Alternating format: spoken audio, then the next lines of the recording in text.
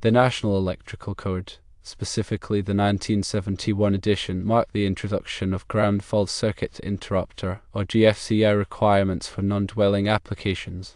Prior to this, GFCI protection wasn't mandated in the way it is today.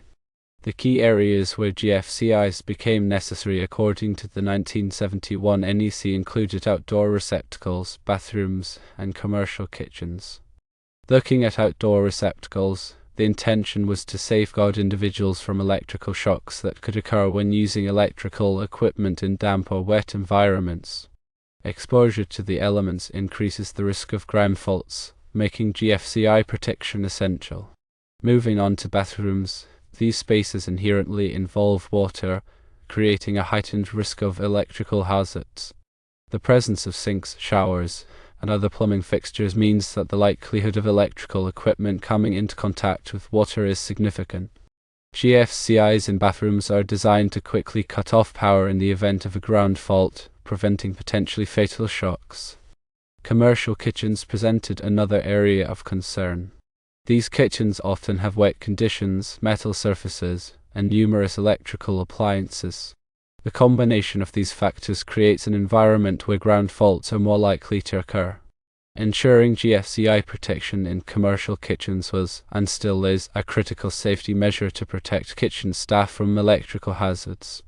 It is important to note that the requirements for GFCI protection have evolved significantly since the 1971 NEC. Subsequent editions of the NEC have expanded the scope of GFCI requirements to include additional locations and applications, both in dwelling and non-dwelling units. These changes reflect ongoing efforts to improve electrical safety and reduce the risk of electrical shocks.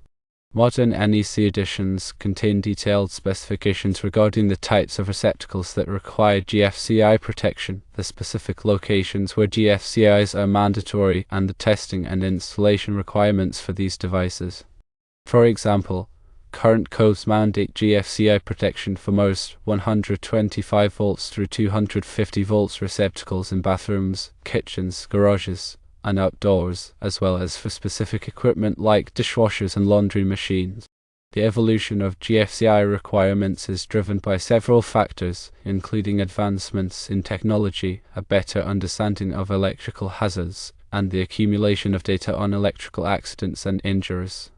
By continuously updating the NEC, electrical safety standards are kept up to date with the latest knowledge and best practices. Consulting the most recent edition of the NEC is essential for electrical contractors, engineers, and anyone involved in electrical work to ensure compliance with current safety standards. Remember, electrical codes and standards are not static. They are regularly revised and updated to reflect new technologies, emerging safety concerns, and the latest research. Staying informed about these changes is crucial for maintaining electrical safety and preventing accidents. When working with electrical systems, it is always advisable to consult with a qualified electrician or electrical engineer who can provide guidance on the specific requirements of the NEC and other applicable standards. These professionals have the knowledge and experience to ensure that electrical installations are safe, compliant, and up to code.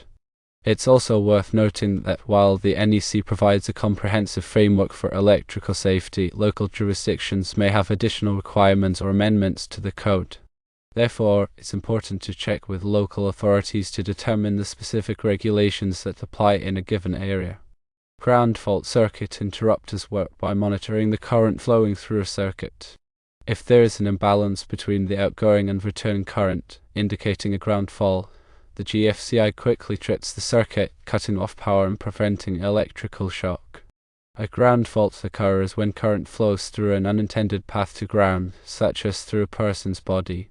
GFCIs are designed to detect these ground faults and trip the circuit within milliseconds, providing a high level of protection against electrical shock. There are different types of GFCIs available, including receptacle-type GFCIs, circuit breaker-type GFCIs, and portable GFCIs. Receptacle-type GFCIs are installed in place of standard electrical outlets and provide GFCI protection at that specific location. Circuit breaker-type GFCIs are installed in the electrical panel and provide GFCI protection for an entire circuit.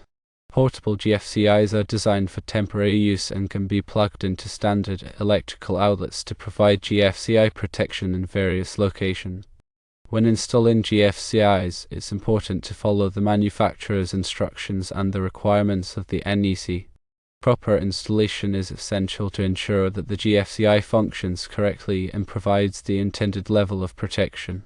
Regular testing of GFCIs is also recommended to verify that they are working properly. GFCIs can be tested using a built-in test button or with a GFCI tester. If a GFCI fails to trip when tested, it should be replaced immediately. In addition to GFCIs, other safety devices and practices can help to prevent electrical shocks. These include using properly grounded equipment, avoiding the use of extension cords in wet locations, and ensuring that electrical cords are in good condition. Education and awareness are also key to preventing electrical accidents. People should be aware of the risks associated with electricity and know how to use electrical equipment safely. Electrical safety training is available for electricians and other workers who are exposed to electrical hazards on the job. This training covers topics such as electrical safety standards, hazard recognition, and safe work practices. By taking appropriate precautions and following safety guidelines, the risk of electrical shocks can be significantly reduced. Electrical safety is a shared responsibility, and everyone has a role to play in preventing electrical accidents. Understanding the purpose and function of GFCIs is an important part of ensuring electrical safety in both dwelling and non-dwelling units. As technology advances, newer versions of arc fault circuit interrupters, or SIs, provide another layer of safety. SIs are designed to protect against fires caused by arc faults, which are dangerous electrical conditions that can occur when electrical wiring becomes damaged or frayed. SIs work by detecting the unique characteristics of arc faults and tripping the circuit, preventing the arc fault from escalating into a fire. The NEC requires SIs in many areas of a dwelling, such as bedrooms, living rooms, and dining rooms. This is in addition to GFCI protection which is required in other areas. By combining GFCI and SI protection, a comprehensive approach to electrical safety is achieved. Furthermore, surge protective devices, or SPDs, are becoming increasingly common in electrical systems. SPD are designed to protect sensitive electronic equipment from voltage surges, which can damage or destroy equipment. Voltage surges can be caused by lightning strikes, power outages, or other electrical disturbances. SPD work by diverting excess voltage away from the equipment, protecting it from damage. The NEC requires SPD in certain applications, such as in critical care areas of hospitals and in emergency systems. However, SPD can also be used to protect electronic equipment in homes and offices. In conclusion, the 1971 NEC marked a significant milestone in electrical safety by introducing GFCI requirements for non-dwelling units.